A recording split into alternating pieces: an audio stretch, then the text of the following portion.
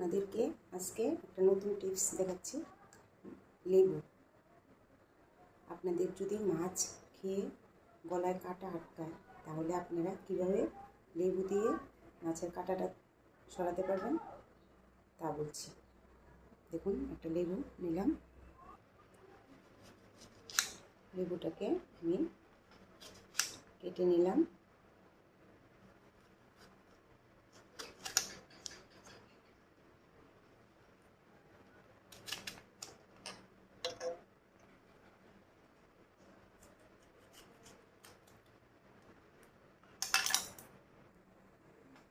লেবুর রসটাকে আমি একটা কাচের গ্লাসের মধ্যে লেবুর রসটাকে নিয়ে নিলাম।